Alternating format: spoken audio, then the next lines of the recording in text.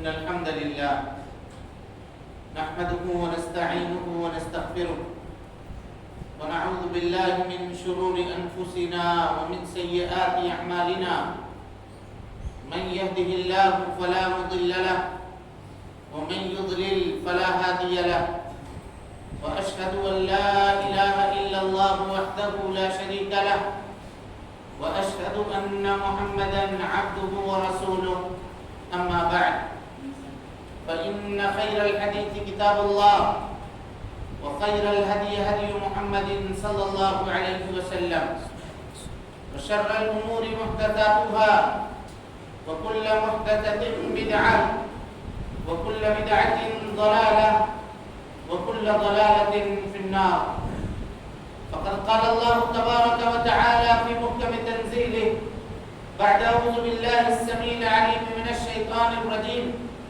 بسم الله الرحمن الرحيم ولقد خلقنا الإنسان ونعلم ما توسوس به نفسه ونحن أقرب إليه من حبل الوريد إذ يتلقى المتلقيان عن اليمين وعن الشمال قعيد ما يلفظ من قول إلا لديه رقيب عتيد وجاءت سكرة الموت بالحق ذلك ما كنت منه تحيد ونفخ في الصور ذلك يوم الوعيد وجاءت كل نفس معها سائق وشهيد لقد كنت في غفلة من هذا فكشفنا عنك غطاءك فبصرك اليوم حديد وقال قرينه هذا ما لدي عتيد ألقيا في جهنم كل كفار عنيد مناع للخير معتد مريب الذي جعل مع الله إلها آخر فألقياه في العذاب الشديد قال قرينه ربنا ما أطغيته ولكن كان في ضلال بعيد قال لا تختصموا لدي وقد قدمت إليكم بالوعيد ما يبدل القول لدي وما أنا بظلام للعبيد وقال الله تبارك وتعالى في مقام آخر الله نور السماوات والأرض مثل نوره كمشكاة فيها مصباح المصباح في زجاجة الزجاجة كأنها كوكب دري يوقد من شجرة مباركة زيتونة لا شرقية ولا غربية يكاد زيتها يضيء ولو لم تمسسه نار نور على نور يهدي الله لنوره من يشاء ويضرب الله الأمثال للناس والله بكل شيء عليم. محترم حاضرین، دوستوں، بزرگوں اور ساتھیوں، پردہ نشین اسلامی رشتے کی مائیں اور بہنیں، ہر قسم کی تعریف، حمد و ثنا، کبریائی، پاکیزگی اور بڑائی تمام مخلوقات کی بندگی کا اکیلا مستحق اللہ رب العالمین کے لیے لائق و سزاوار ہے۔ وہی پروردگار عالم ہے، اسی نے ہمیں آپ کو اور ساری کائنات کو تخلیق بخشی ہے۔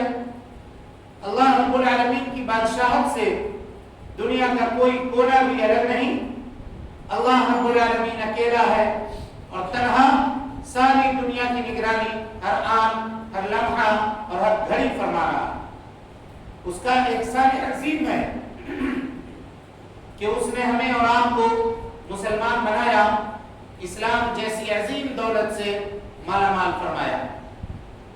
اللہ رب العالمین نے اپنی تعلیم کو ساری انسانیت کے لیے عام فرمایا ہے اور اس کام کو پائے تکمیل تک پہنچانے کے لیے ہر دور میں انبیاء کرام کو دنیا کے اندر بھیجنے کا سلسلہ بھی جاری فرمایا تھا۔ آخری نبی آخری پیغام لے کر، آخری قانون اور آخری شریعت لے کر اس دنیا کے اندر تشریف لائے، اور اس آخری نبی نے جس طرح سے اللہ رب العالمین کے دیے ہوئے آخری پیغام کو پایا تھا، ہو بہو ایسا ہی بغیر کسی کمی اور بیشی کے انسانیت کے سامنے پیش فرما دیا۔ اور اس سے بھی آگے بڑھ کر کے آپ صلی اللہ علیہ وسلم نے اپنی نبوت کی 23 سالہ زندگی میں رات اور دن کی گھڑیوں کے اندر اللہ رب العالمین کے دیے ہوئے آخری پیغام کو عملی طور پر برت کر سارے جہان والوں کے لیے قیامت تک کے لیے بطور نمونہ چھوڑ دیا۔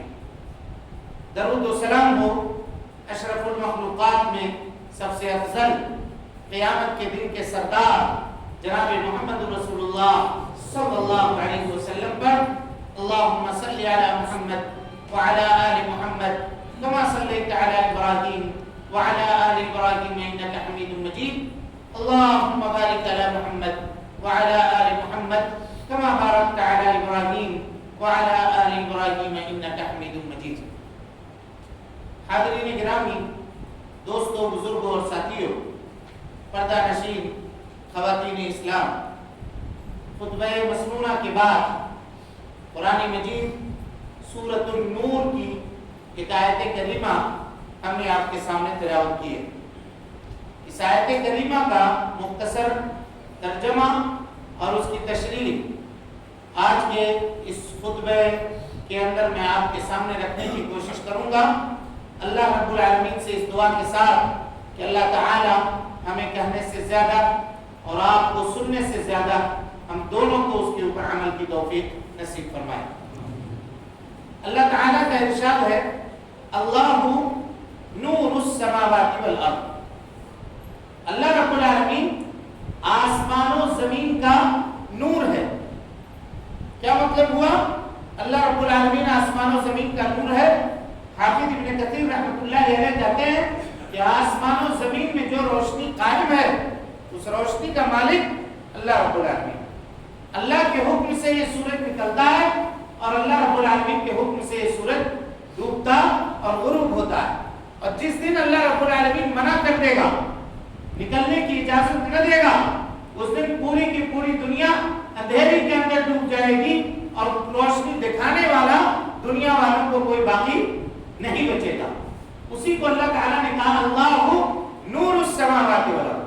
اور غور کیجیے گا، روشنی چاہے ظاہری ہو، روشنی چاہے باطنی ہو، وہ روشنی جو دل کی آنکھوں سے دیکھی جاتی ہو یا وہ روشنی جو سر کے آنکھوں سے دیکھی جاتی ہو، انسان کی زندگی گزارنے کے لیے ان دونوں روشنی کا ہونا ضروری ہے. دونوں روشنی کا ہونا ضروری ہے، آنکھ کی روشنی بھی اور اسی طریقے سے دل کی روشنی بھی. کچھ لوگ آنکھوں کے روشنی والے تو ہوتے ہیں لیکن دل کے روشنی سے وہ محروم ہوتے ہیں. اسی کو قرآن مجید نے کہا فَإِنَّهَا لَا تَعْمَى الْأَبْصَارُ، آنکھیں اندھی نہیں ہوتی، وَلَكِنْ تَعْمَى الْقُلُوبُ الَّتِي فِي الصُّدُورِ، ان کے سینوں کے اندر جو دل ہے وہ دل اندھا ہو چکا ہے. مشرکین کے بارے میں قرآن مجید نے یہ کہا کہ ان کے دل کے جو آنکھ ہیں وہ اندھے ہو چکے ہیں. بہرحال اللہ تعالیٰ کہتا ہے، روشنی کی اہمیت بتا رہا ہوں. اللہ تعالیٰ کہتا ہے اللہ ولی الذین آمنوا، اللہ رب العالمین مومنوں کا ولی ہے، دوست ہے، کارساز ہے. یخرجہم من الظلمات الی النور، اللہ رب العالمین ان کو ظلمات سے، تاریکی سے، شرک کی تاریکی، کفر کی تاریکی، نفاق کی تاریکی، گناہوں کی تاریکی، اللہ رب العالمین کی نافرمانی کی تاریکی، وہاں سے نکال کر کے ایمان کی روشنی کی طرف لے کر کے آتا ہے. کون؟ اللہ رب العالمین. اسی کے جانب اشارہ ہے اللہ نور السماوات والارض، اللہ رب العالمین آسمان و زمین کے روشنی کا مالک ہے. اب اس کے بعد اپنے نور کی مثال دے رہا ہے. مثل نورہ، اللہ تعالیٰ کے نور کی مثال کمشکات فیہا مصباح، اس تاق کے طرح سے ہے. تاق جس کو دیوار میں بنایا جاتا ہے، کا اس تاق کے طرح سے ہے. فیہا مصباح، جس میں ایک چراغ ہو. المصباح فی زجاجہ، اور اس چراغ کے اوپر شیشہ لگا ہوا ہو. اور کیجئے، کہا چراغ جلائی گئی ہو اور چراغ کے اوپر شیشہ لگائی گئی ہو، جیسے لالٹین وغیرہ ہم لوگ جو جلاتے ہیں. سورہ نور کی آیت کی تفسیر کر رہا ہوں آپ کے سامنے. کافیہ مصباح، المصباح فی زجاجہ. حافظ ابن کثیر رحمۃ اللہ علیہ لکھتے ہیں کہ چراغ کے اوپر شیشہ کا لگانا دو حکمتوں کے لیے ہوتا ہے. پہلا حکمت تو یہ ہے کہ چراغ کی لو جو ہے وہ ہوا کے تھپیڑوں سے محفوظ رہے اور بجھے نہیں. لالٹین میں یا لیمپ میں جو ہم لوگ شیشہ لگاتے ہیں اس کا ایک مقصد تو یہ ہوتا ہے کہ ہوا کی لو سے وہ بجھے نہیں، اور دوسرا مقصد یہ ہوتا ہے کہ شیشے سے ریفلیکٹ ہو کر کے جو روشنی باہر آئے گی وہ روشنی زیادہ صاف، شفاف اور زیادہ فائدے مند اور استعمال کے لائق ہوگی. اسی کو اللہ نے کہا المصباح فی زجاجہ. الزجاجہ، اب اس شیشے کی اللہ تعالیٰ صفت بیان کر رہا ہے. الزجاجہ، اس چراغ کے اوپر جو شیشہ لگا ہوا ہے، کأنہا کوکب دری، وہ ایک چمکدار ستارے کی طرح سے. آپ نے بہت قیمتی شیشہ اگر چراغ کے اوپر لگا دیا ہے لیکن شیشے کو صاف نہیں کیا، کئی دنوں سے اس کے اوپر قالین جمی ہوئی ہے، تو کیا روشنی اچھی آئے گی؟ چراغ سے نہیں آئے گی. اللہ تعالیٰ کہتا ہے اللہ رب العالمین کے نور کی جو مثال ہے وہ اس طرح سے ہے کہ چراغ میں شیشہ لگا ہوا ہے اور وہ شیشہ موتی کی طرح چمک رہا ہے. کوکب دری یوقد من شجرۃ مبارکہ، اور اس چراغ کو جو جلایا گیا ہے وہ مبارک درخت کے تیل سے جلایا گیا ہے. اللہ یوقد من شجرۃ مبارکہ، اور مبارک درخت کون سا ہے؟ اللہ تعالیٰ کہتا ہے زیتونۃ، زیتون کا تیل، لا شرقیۃ ولا غربیہ، زیتون کا ایسا تیل جو نہ تو مشرق کا ہے اور نہ مغرب کا ہے. کہاں کا ہے؟ حافظ ابن کثیر لکھتے ہیں کہ وہ زیتون کا درخت جو دنیا کے بیچ میں اگتا ہے، جس میں صبح کے وقت بھی سورج کی روشنی لگتی ہے اور رات کے وقت بھی سورج کی روشنی لگتی ہے، وہ زیادہ لذیذ اور اس کا تیل نہایت صاف اور شفاف ہوتا ہے. اللہ رب العالمین اس درخت کی مثال دے رہا ہے. زیتونۃ لا شرقیۃ ولا غربیہ یکاد زیتها یضیء ولو لم تمسسہ نار. اتنا صاف تیل ہے کہ یوں لگ رہا ہے کہ تیل سے خود روشنی پھوٹ جائے، اگرچہ اس میں آگ نہ بھی جلائی جائے، اگر آگ نہ بھی جلائی جائے تب بھی اتنا صاف تیل ہے اس چراغ میں کہ چراغ کے تیل سے لگ رہا ہے کہ اسی سے روشنی پھوٹ نہیں ہے۔ اللہ تعالیٰ کہتا ہے نور علی نور، روشنی کے اوپر روشنی ہے، یعنی صاف و شفاف تیل ہے، شیشہ جو لگا ہوا ہے وہ صاف و شفاف ہے، روشنی کے اوپر روشنی، نور علی نور۔ اس کے بعد آئیے اللہ کہتا ہے یہدی اللہ لنورہ من یشاء، اللہ رب العالمین جس کو چاہتا ہے اپنے اس روشنی کی ہدایت کرتا ہے، جس کو چاہتا ہے ہدایت دنیا کے اندر بھی اور ہدایت آخرت کے اندر بھی۔ کہا نبی صلی اللہ علیہ وسلم نے جب پلسرات کی گھڑی ہوگی اور نہایت باریک راستے سے انسان کو جہنم کے اوپر گزرنا ہوگا تو جو مومن بندہ ہوگا اللہ رب العالمین اس کو روشنی عطا کرے۔ قرآن مجید کی آیت ہے کہ اللہ رب العالمین نورہم یسعی بین ایدیہم و ایمانہم، ان کے سامنے، ان کے دائیں جانب، ان کے بائیں جانب اللہ رب العالمین روشنی کر دے گا، وہ نہایت آرام سے، سکون سے اس روشنی سے گزر جائے۔ اور دنیا کی زندگی میں جیسا کہ ہم نے آپ کو بتایا کہ انسان بغیر روشنی کے نہ تو دنیا کی زندگی صحیح سے گزار سکتا ہے، نہ دل اگر اندھا ہو جائے تب بھی دنیا کے اندر صحیح سے نہیں جی سکتا، اور اگر آنکھوں کی روشنی چلی جائے تب بھی دنیا کے اندر صحیح سے انسان اپنی زندگی نہیں گزار سکتا، روشنی کا محتاج ہے انسان۔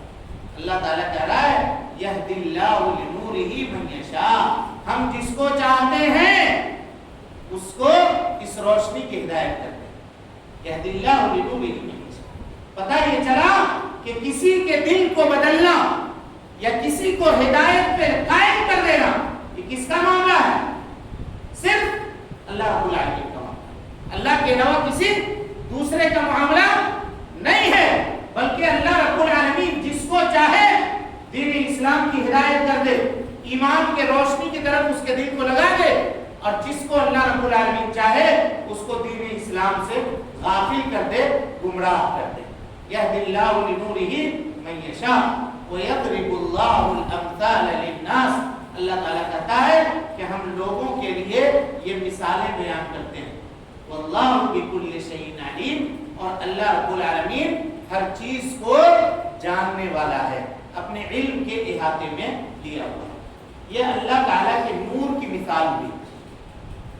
اب سوال یہ ہے کہ اس قدر قیمتی نور دنیا میں بھی آدمی محتاج ہے، آخرت میں بھی محتاج ہے، یہ روشنی کہاں ملے گی اس کا پتہ چاہیے، تب تو ہم جا کر کے وہ روشنی حاصل کریں گے۔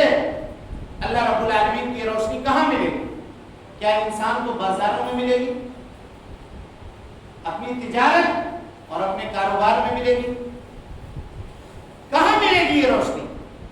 قرآن مجید سے اگر سوال کیجئے تو اللہ تعالیٰ کہتا ہے فی بیوت، اللہ تعالیٰ کی روشنی اگر تلاش کرنی ہو تو ان گھروں کے اندر تلاش کرو، فی بیوت اذن اللہ ان ترفع، جن گھروں کو بلند کرنے کا اللہ نے حکم دیا ہے۔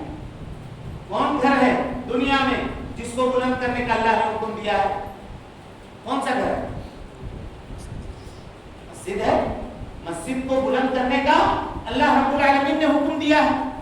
اب مسجدیں ہم بلند کرتے ضرور ہیں لیکن بلند کرنے کا پیمانہ بدل گیا، ہمارا پیمانہ الگ ہے۔ ہم یہ سمجھتے ہیں کہ گارے کی، سیمنٹ کی مسجد جتنی بلند کر دی جائے، چمچما دی جائے، یہ مسجد کی بلندی ہے۔ میرے بھائیوں، یہ بھی مسجد کی بلندی ہے، لیکن مسجد کی بلندی وہاں کے مصلیوں سے، وہاں کے نمازیوں سے ہے۔ مسجد کی بلندی وہاں بیٹھ کر کے اللہ رب العالمین کے ذکر کرنے والوں سے ہے۔ اسی کو اللہ نے بیان کیا کافی بیوت اذن اللہ ان ترفع، ان گھروں میں اللہ کی روشنی تلاش کرو جن کو بلند کرنے کا اللہ نے حکم دیا ہے، وَيُذْكَرْ فِيهَا اسْمُهُ، اور جس میں اللہ کے نام کا ذکر کیا جاتا ہے۔ یسبح لہ فیہا بالغدو والآصال، صبح و شام بیٹھ کر کے جہاں لوگ اللہ رب العالمین کی تسبیح، اس کی تحلیل، اس کی حمد و ثنا بیان کرتے ہیں، اس جگہ پر اللہ رب العالمین کی روشنی حاصل ہوگی۔ ہم لوگوں نے مسجدوں سے آج اپنا رشتہ توڑ لیا، مسجدوں سے قطع تعلق کر لیا، دن بھر میں 5 وقت مسجد آنے کی توفیق کمی ہوتی ہے الا ماشاء اللہ۔ جس کو اللہ رب العالمین نے تقوی دیا ہے، جس کے دل میں، وہ آدمی تو خیر آتا ہے۔ باقی جمعہ کے دن کے اندر بھی آپ مسلمانوں کی بے رغبتی ان کی مسجدوں سے یہ دیکھیے کہ بھائی جمعہ ہے، سید الایام ہے، ہفتے کی عید ہے مسلمانوں کی، کم سے کم اس دن آدمی کاروبار کو تھوڑا ترک کر کے تھوڑا پہلے آ کر کے مسجد میں بیٹھے، قرآن مجید کی تلاوت کرے، جناب محمد رسول اللہ صلی اللہ علیہ وسلم کے اوپر درود بھیجے، یہ عمل کرے۔ پہلے زمانے میں لوگ صبح سے 9 بجے سے 8 بجے سے تیار ہو کر کے، بوڑھے بزرگ ہمارے دادا وغیرہ اور اس سے پہلے کے لوگ، آپ کے یہاں بھی وہ معاملہ ہوتا ہوگا، پہلے سے آ کر کے مسجد میں بیٹھ جائے۔ لیکن اب نوجوانوں میں یہ روش چلی، مسجد میں بیٹھنا ہی نہیں چاہتے ہو۔ مسجد میں اگر آدمی آ کر بیٹھے ہی، اگر کوئی کام نہ بھی کرے تب بھی اس کا بیٹھنا عبادت۔ اور وہ 7 قسم کے لوگ جن کو اللہ رب العالمین قیامت کے دن اپنے سائے میں جگہ دے گا، اس میں ایک شخص جس کے بارے میں نبی صلی اللہ علیہ وسلم نے فرمایا وَرَجُلٌ قَلْبُهُ مُعَلَّقٌ بِالْمَسَاجِدِ، وہ آدمی جس کا دل مسجد سے لگا ہوا ہوگا، مسجد سے جڑا ہوا ہوگا، جو مسجد کی خبر گیری کرتا ہو۔ اور اسی طرح سے فرمایا اِذَا رَأَيْتُمْ الرَّجُلَ يَحْتَاجُ إِلَى الْمَسْجِدِ، اگر تم دیکھتے ہو کسی آدمی کو کہ وہ مسجد میں برابر آتا جاتا ہے، مسجد سے جڑا ہوا ہے، فَاشْهَدُوا لَهُ بِالْإِيمَانِ، تو اس آدمی کے ایمان کی گواہی دو۔ یہ جناب محمد رسول اللہ صلی اللہ علیہ وسلم کی حدیث ہے۔ آج ہماری بے رغبتی مسجدوں سے یہ ثابت کر رہی ہے کہ دل کے اندر ایمان کی جو روشنی ہے وہ روشنی کم پڑ گئی ہے، اس کو اب چارج میں لگانے کی ضرورت ہے، چارج کرنے کی ضرورت ہے، اس روشنی میں، اس چراغ میں تیل ڈالنے کی ضرورت ہے تاکہ ہمارے دل کے اندر ایمان کی روشنی بڑھے اور اس روشنی کے اندر بڑھوتری ہو۔ اب اس کے بعد آئیے اللہ تعالیٰ یہ فرماتا ہے، یہ تو پتا چل گیا کہ یہ روشنی کہاں ملے گی، اب اس کے بعد آئیے کن لوگوں کے دلوں میں ملے گی یہ روشنی، یہ بھی ایک سوال ہے۔ روشنی مسجد میں ہے لیکن سب کو مسجد میں روشنی ملے گی کیا؟ کن لوگوں کو ملے گی؟ وہ کون سے دل ہیں، خوش نصیب دل جس میں اللہ رب العالمین کی روشنی موجود ہوتی ہے، اس کا بھی تذکرہ اللہ رب العالمین نے قرآن مجید میں اسی آیت میں کیا۔ اس کے بعد اللہ تعالیٰ کہتا ہے رجال، ان لوگوں کے دلوں میں اس روشنی کو تلاش کرو، لا تلہیہم، جن کو غافل نہیں کرتی ہے، تجارت، ان کی تجارت، ولا بیع، ان کی خرید و فروخت۔ اب غور کیجیے، تجارت کے معنی بھی تجارت، خرید و فروخت کرنا، اور بیع کے معنی بھی تجارت، خرید و فروخت کرنا، لیکن اللہ رب العالمین نے تجارت اور بیع دونوں کو ایک ساتھ ذکر کیا ایک آیت کے اندر، تو پھر دونوں کا معنی الگ الگ ہوگا، ورنہ اگر معنی ایک ہوگا تو دوسرے لفظ کے ذکر کا کوئی فائدہ نہیں ہوگا۔ حافظ ابن کثیر رحمۃ اللہ علیہ کہتے ہیں کہ اس میں حکمت ہے۔ تجارت کی 2 قسم ہوتی ہے، ایک قسم تو وہ ہوتی ہے کہ آدمی بیٹھ کر کے ایک جگہ دکان کھول کر کے تجارت کرتا ہے، اس کو بیع کہتے ہیں، خرید و فروخت۔ اور تجارت کی دوسری قسم ہوتی ہے کہ آدمی گھوم گھوم کر کے گاؤں گاؤں، قریہ قریہ، دیہات، شہر جا کر کے تجارت کرتا ہے۔ یہ 2 شکل ہے، تو اس کو تجارت کہتے ہیں۔ تجارتی سفر یعنی آدمی سفر کے لیے نکلتا ہو تجارت کرنے کے لیے، اور گھر میں اگر دکان میں بیٹھ کر کے یا محلے کی بازار میں بیٹھ کر کے اگر وہ دکان کھولتا ہے تو اس کو کہتے ہیں بیع، خرید و فروخت کرنا۔ ان دونوں کا ذکر اللہ نے کیا، کہا رجال لا تلہیہم تجارت ولا بیع عن ذکر اللہ، یعنی ان لوگوں کے دلوں میں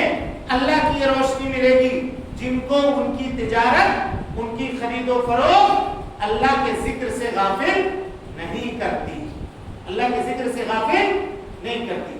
اور کس سے غافل نہیں کرتی؟ اقام الصلاۃ، نماز قائم کرنے سے غافل نہیں کرتی، وایتاء الزکات، زکات دینے سے غافل نہیں کرتی۔ یعنی جس قدر بھی کاروباری ہو، کتنا بڑا کاروبار کیوں نہ کرنے والا ہو، نماز اذان ہوئی چھوڑ کر کے آ گیا نماز کے لیے، غافل نہیں ہوا، اپنی تجارت میں، اپنے کاروبار میں پڑھ کر کے اللہ رب العالمین کے ذکر سے غافل نہیں ہوا، اس کے دل میں اللہ رب العالمین کی روشنی ملی۔ اس آیت کے میزان کے اوپر ہم اور آپ اپنے دل کو تول کر کے دیکھیں، کیا ہم اس پہ پورا اترتے ہیں؟ کیا کبھی ایسا ہوا ہے کہ مارکیٹ گرم ہے، اذان ہو گئی تو ہم نے چھوڑ کر کے ہم مسجد پہ آ گئے؟ کبھی ایسا ہوا؟ اور اس کے مقابلے میں دوسری آیت سورہ طٰہٰ کی ہے، اس کو سنیے، اللہ رب العالمین کہتا ہے وَمَنْ أَعْرَضَ عَنْ ذِكْرِي، جو میرے ذکر سے اپنے آپ کو چرائے گا، اعراض کرے گا، فَإِنَّ لَهُ مَعِيشَةً ضَنْكًا، ہم اس کی معیشت کو، اس کی روزی کو دنیا میں تنگ کر دیں، روزی کو تنگ کر دیں۔ نتیجہ یہ ہے صبح سے لے کر کے شام تک آدمی دکان کی شوکیس کے اوپر اپنا سر پٹکتا ہے، لیکن پھر بھی مفلوق الحال ہے، تندرستی کی شکایت کرتا ہے، کہتا ہے تجارت نہیں ہے، کاروبار نہیں چل رہا ہے۔ اور اس سے پہلے کہ لوگوں کو آپ اٹھا کر کے دیکھیں، کم کماتے تھے، اللہ کی عبادت کرتے تھے، سکون اور اطمینان سے ہوتے، زندگی کے اندر برکت تھی، روزی کے اندر برکت تھی، عمر کے اندر برکت تھی۔ اب 100 طرح کی بیماریاں ہیں، انسان کو گھیرے میں لی ہوئی ہیں، پریشان ہے انسان، باوجود اس کے وہ دنیا کمانے میں، مال کمانے میں اپنی ساری صلاحیتوں کو لگا رہا ہے، اور جہاں سے مال ملتا ہے، جہاں سے یہ روزی تقسیم ہوتی ہے، اسی دروازے کو کھٹکھٹانا بھول گیا، اسی دروازے پہ جا کر کے دستک دینا بھول گیا، اس دروازے پہ کھڑے ہو کر کے مانگنا بھول گیا، وہاں سوال کرنا بھول گیا۔ آج انسانوں نے تجارت کا ذریعہ اپنی دکانداری کو سمجھا، دکانداری نہیں ہے۔ اللہ تعالیٰ کہتا ہے قرآن مجید کی آیت ہے، سنیے، وَفِي السَّمَاءِ رِزْقُكُمْ وَمَا تُوعَدُونَ، تمہارا روزی اللہ نے وہاں رکھا ہے، آسمان میں رکھا ہے، وَمَا تُوعَدُونَ، اور ہر وہ چیز جس کا تم سے وعدہ کیا جاتا ہے اس کا مالک آسمان ہے۔ اس سے گفتگو کیجئے، اس سے اپنی ضرورت کو پیش کیجئے اس کے سامنے، اس سے اپنی طلب مانگی ہے، اس کے سامنے آہوزاری کیجئے، اس کے سامنے اپنے دستے سوال کو دراز کیجئے، اپنی دامن مراد کو اس کے سامنے پھیلائیے کہ وہ ہے جو دینے میں کبھی بخیلی نہیں کرتا، اور جو دینے پہ اتر آتا ہے تو اس کے خزانے کے اوپر کبھی کی کوئی گنجائش نہیں ہوتی، کوئی کمی کا خوف اور خطرہ نہیں ہے۔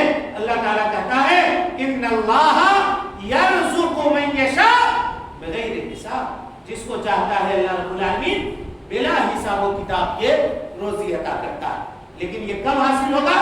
جب آدمی اللہ رب العالمین کی عبادت کے لیے لگے، جب آدمی اپنے آپ کو اللہ رب العالمین کے حوالے کرے، نمازوں کی پابندی کرے، کم سے کم 5 وقت کے نمازوں کی دن بھر میں پابندی کرنا، یہ دین اسلام میں کلمہ شہادت کے بعد سب سے ضروری چیز ہے۔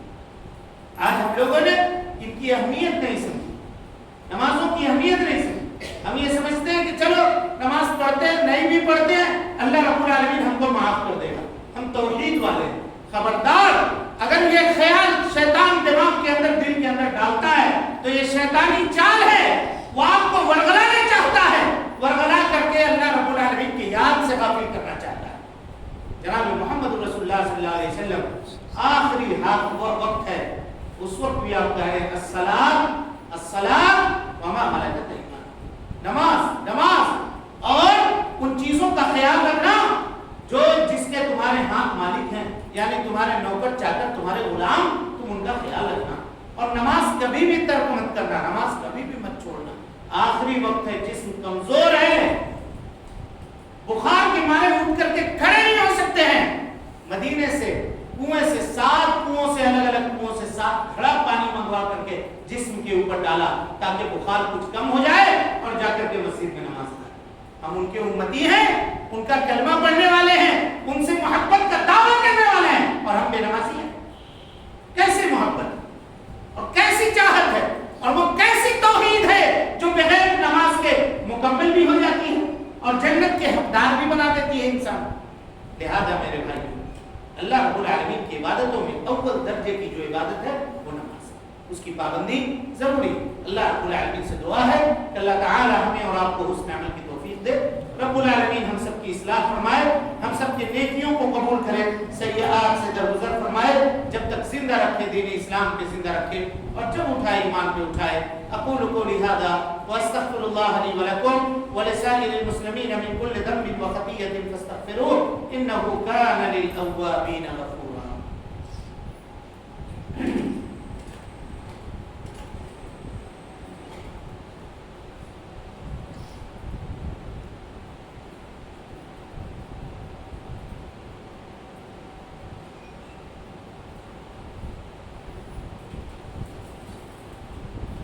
إن الحمد لله نحمده ونستعينه ونستغفره ونعوذ بالله من شرور أنفسنا ومن سيئات أعمالنا.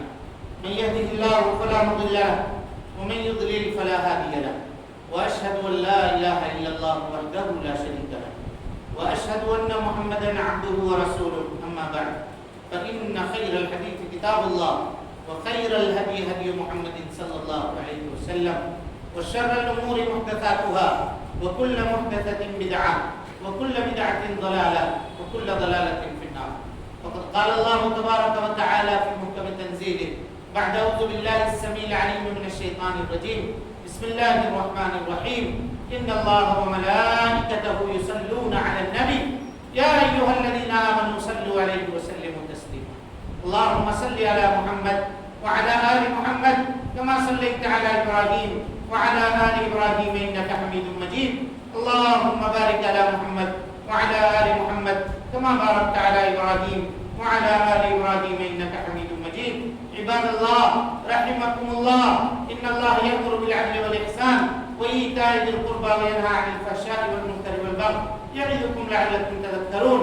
اذكروا الله يذكركم وادعوه يستجب لكم ولذكر الله أكبر والله يعلم ما تصنعون.